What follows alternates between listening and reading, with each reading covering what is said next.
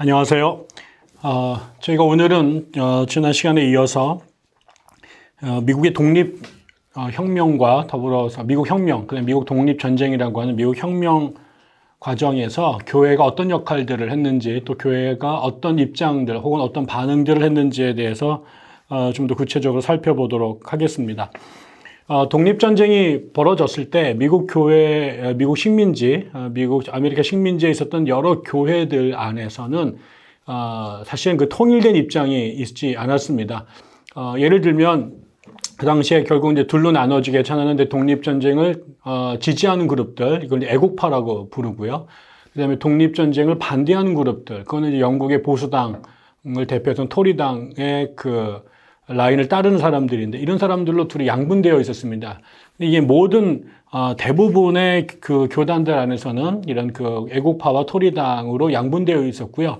어디는 좀 애국파가 많은 교파가 있었고, 어디는 토리당이 좀 더 많은 이런 식으로 그 구성비가 좀 다르긴 했습니다만, 전체적으로는 뭐 모든 그 교파들이 어떤 특정한 입장을 갖고 일관되게 그런 태도를 견지한 것은 아니었습니다.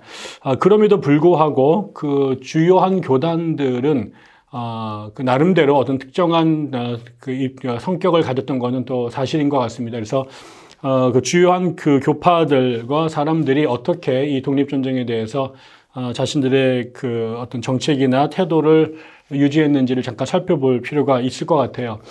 대표적으로 그 당시 영국은 이제 성공회 중심의 종교를 갖고 있었죠. 근데 그 영국 성공회가 미국 땅에서도 점점 지난번에 명예혁명 이후로 보다 본격적으로, 그러니까 1688년 이후부터는 영국 성공회가 미국에 보다 적극적으로 포교 활동을 하기 시작을 했습니다. 물론 그 전에 미국이 1603년 버지니아가 처음 식민지로 개발된 이후부터 버지니아를 중심으로 한 미국의 남부가 성공회가 되게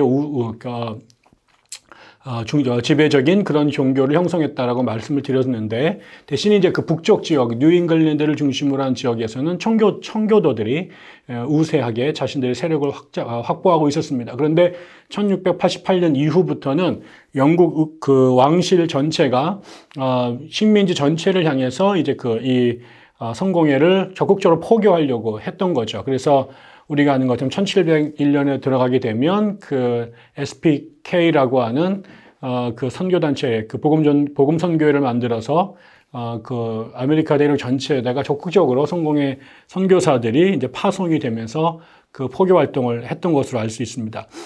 예, 근데 기본적으로 영국 성공회는 영국 왕실과 굉장히 관계가 깊었지요. 영국 왕이 영국 성공회의 수장이었기 때문에 그렇습니다. 그러다 보니까 성공회는 영국 왕실과 그 이해가 같았고, 또 아까 말씀드린 것처럼 1688년 이후부터는 영국 성공회가 아메리카 대륙 전체에다가 적극적으로 포교 활동을 하게 됐으니 미국에 있는 성공회는 그렇게 왕실과의 관계, 또 그다음에 왕실로부터의 어떤 그 국가적 차원에서의 서포트 이런 것들을 가지면서 누리면서 그 이 미국 땅에서 굉장히 그 특권적 지위를 향유하고 있었습니다. 그렇기 때문에 당연히 이 영국 성공회 사람들은 미국이 독립을 해서 영국과 관계를 단절하려고 하는 것에 대해서 굉장히 부정적인 입장을 갖고 있었습니다. 그 성공회 목사들 대부분이 그 영국의 보수적인 중도 우파적 성향을 갖고 있었던 토리당의 그 멤버들이었던 경우가 대부분입니다. 그러다 보니까 이 사람들은 그 대체적으로 독립전쟁에 대해서 반대하는 입장을 보였다. 그런데 흥미로운 것은 그 성공회가 그 지배적이었던 미국 남부에 거기 이제 대농장들이 있었거든요. 근데 그 미국 남부의 평신도들, 그러니까 성공회 평신도들은 미국의 독립을 굉장히 지지하고, 나중에 뭐 토마스 제퍼슨 같은 사람들이 대표적인데, 또 나중에 조지 워싱턴도 마찬가지고, 이런 사람들이 전부 다 미국 남부에 아주 영향력 있고 아주 부자였던 그런 성공의 평신도들인데요. 이런 사람들은 미국의 독립운동에 가장 적극적으로 참여한 사람들이 되었습니다. 아마도 그들은 그 영국으로부터 자신들이 이루었던 부와 명예가 그동안 영국의 간섭 없이 자신들이 독자적으로 아메리카 식민지 대륙에다가 자신들만의 왕국을 건설했는데, 이게 영국의 직접적인 그 통치를 받게 됐을 경우에는 간섭을 받게 됐을 경우에는 자신들이 누려왔던 특권과 자율권이 침해된다고 생각을 했던 것 같아요. 그래서 흥미로운 거는 미국의 그 성공의 신부들은 독립전쟁을 대체로 반대했으나 오히려 남부의 평신도 성공의 신자들은 독립을 지지했던 모습들을 보였다라는 것입니다. 그 다음에 또 미국 교회의 되게 중요한 특징 중에 하나는 퀘이커라든가 메노나이트라든가 덩커스라든가 모라비안 같은 소위 평화주의를 지향하는 교회들, 평화교회, 자유교회들이 상당히 나름대로 종교의 자유를 누리면서 번성하고 있었습니다. 이 사람들 기본적으로 정교 분리를 주장하게 했던 사람들이기도 하고 또 그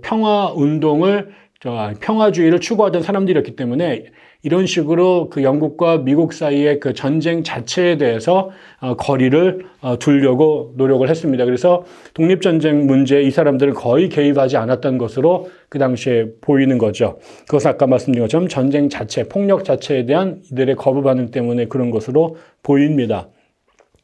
또 하나는 또 그 미국을 구성했던 중요한 그룹 중에 하나가 네덜란드와 독일에서 건너온 개혁파 사람들입니다. 그리고 또 그 독일로부터 건너왔던 루터 교인들도 있었죠. 이 사람들은 다시 말하면 영국인들이 아닙니다.